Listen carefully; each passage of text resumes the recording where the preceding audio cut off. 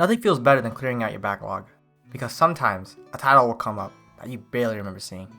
Those are the ones I look forward to the most. So when I finally pulled up Sora no Oto, or Sound of the Sky, it only reminded me that there's just so much anime out there I still haven't seen, and that's exciting. Why? It's because works like this really remind me of the full creative breadth possible in this medium. With one of the strongest first episodes I've ever seen for a series, the vibrant colors painting the background art and character design, capturing the varied styles of European dress found during the first half of the 20th century, it's hard to believe this series has already hit a decade. It seems that many of the background art staff would go on to work on projects such as Idolmaster, Wandering Sun, Space Dandy, and even Kimetsu no Yaiba. All impressive projects, as different as they are. But that's not the only thing that took me by surprise. From the first step that our protagonist Kanata Sorami takes into the border town of Seize, the cracked stone walls and cobblestone roads made it clear there's history here. History I was fortunate enough to have a glance at. As Sorami makes her way to Clockwork Fortress, her new assigned position, the town's inhabitants are bustling to and fro in preparation for a celebration of sorts. The streets intricately winding up and down the mountain town make for amazing set pieces for the crowds, but also prove to be a maze that swallows Sorami up. Just then, a sudden ambush of red paint leaves her completely drenched as she's caught in the festivities herself. That lack of situational awareness is a tad concerning, to be honest, but no matter. Her sergeant, Ryo Kazumiya, finally saves her and her uniform from the crowd. As the two make their way inside a house for a breather, one can really see the entirety of the town from each individual inhabitant.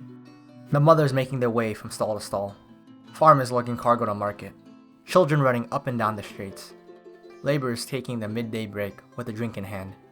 The town and its residents are also fascinating as the different shades of life shine here, and it goes on so blissfully. One wouldn't know that war might be around the corner, and yet there the fortress stands, and it's not even an inch out of place.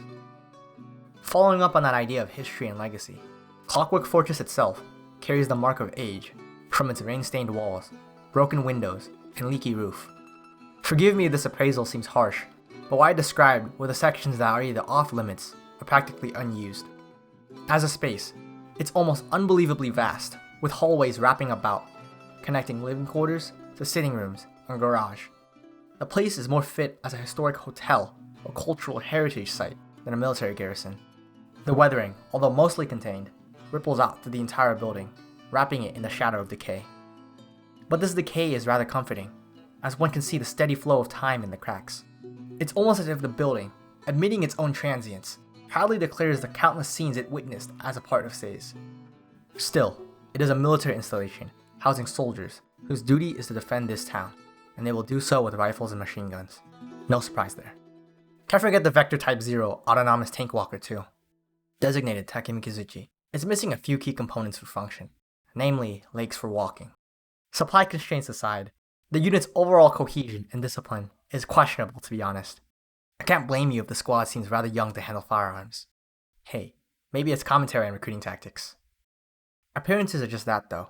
Appearances. They are soldiers first, but it still gets me thinking. How each of them found their way under the care of flag and nation. Each wear the same uniform, yet their individual demeanor and quirks is what I noticed first before anything else. Of course, I'd have to introduce them first.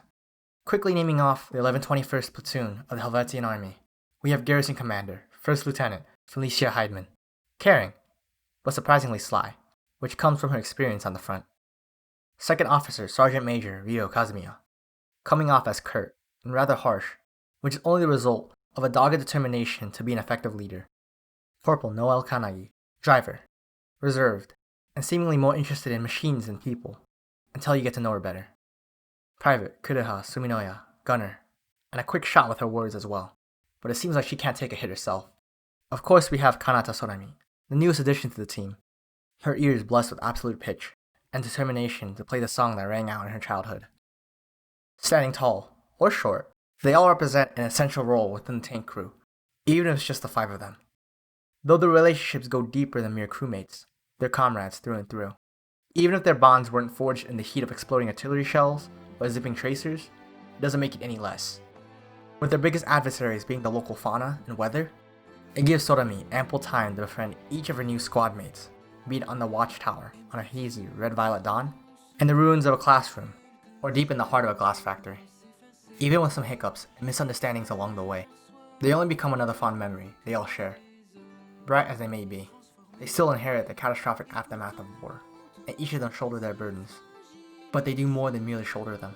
As the days pass, they still choose to walk with others, converse and laugh, dance, and even mourn, living on for those who've gone ahead, in every breath taken. That's what we have here. The peaceful days they spend together, however, are always clouded by those rumbling storm clouds in the distance. The acknowledgement of that fact is the very backdrop of the show. Without such strife and violence, none of them would be here in the first place. But what of the girls? What path is open to them despite it all?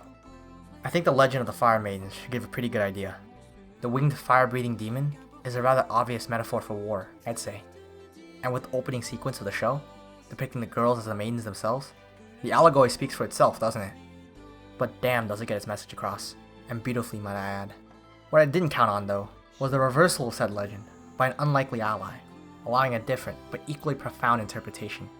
Still, be it demon or angel, the maidens shine brilliantly with a light that reached every last person. It may only be 12 episodes, but every single one is an earnest attempt to capture the small, fragile beauty of everyday life as it persists in a world that some believe has already ended. Even then, the 1121st Platoon stand guard, and I was glad to join them, even if it was for a moment.